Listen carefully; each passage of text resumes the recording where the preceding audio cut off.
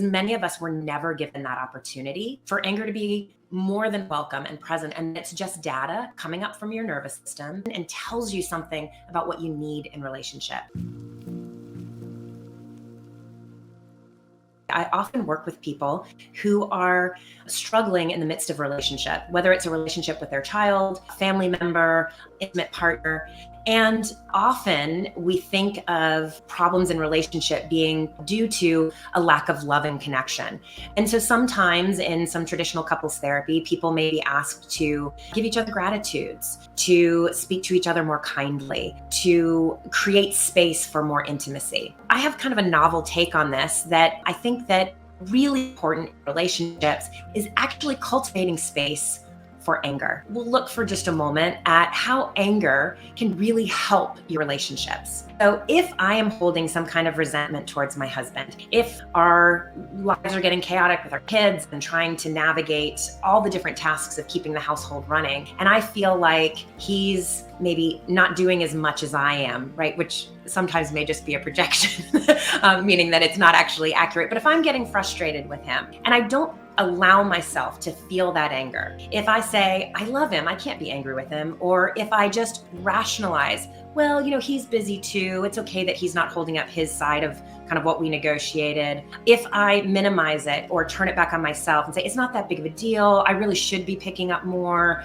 even though we maybe negotiated what the balance of division of labor would be. If I don't allow myself to feel this feeling and I push it down with any of these defenses of minimizing or denying or rationalizing, the way that we push down a feeling physiologically in our bodies, we will end up having more anxiety. If you've ever tried to hold back tears or hold back frustration, often you will notice a clenching or a tightening in your body. You may hold your breath. Anxiety goes up when we hold back feelings. And when that happens, we then work to minimize the anxiety by trying to get rid of those feelings, often through these defenses. But unfortunately, we then lose this really important information that our nervous system is telling us. Something's not equitable here. I'm not okay with this. I'm feeling resentful. I'm feeling angry. If we can allow ourselves to really deeply feel our anger and then communicate out of love, I love you, and this thing is happening that's making me angry, our needs can get met.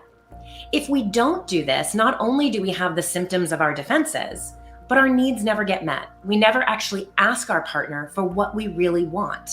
And this can be hugely devastating in our relationships because often, I know at least in my case, I want my husband to be able to read my mind, but he can't.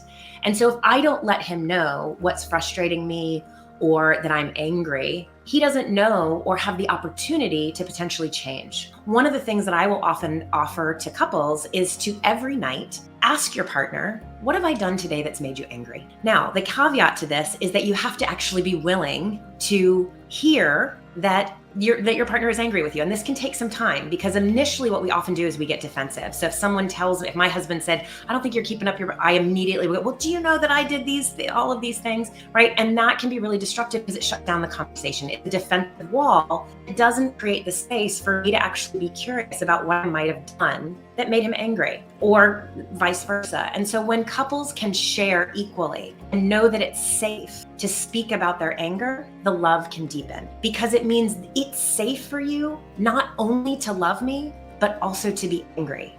And you create the same for me. And sometimes in these conversations, if we don't just get defensive, we may be able to say, gosh, hon, I'm so sorry that I made you angry. Is it okay if I tell you from my perspective? I think you may be missing part of the story. This is what was going on for me. And there can be a more robust conversation.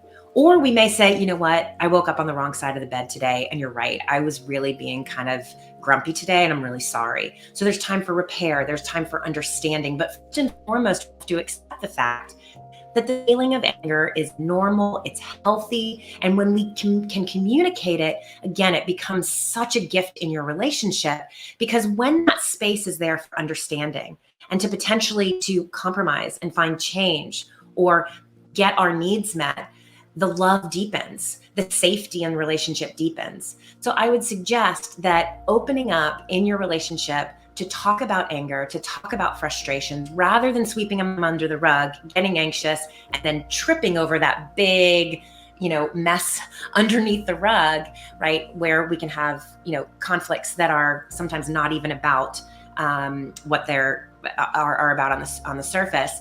right? We can actually invite this in, welcome our loved ones to be angry with us. This is a beautiful thing to do with children. I hear that you're really angry with me, and it's okay.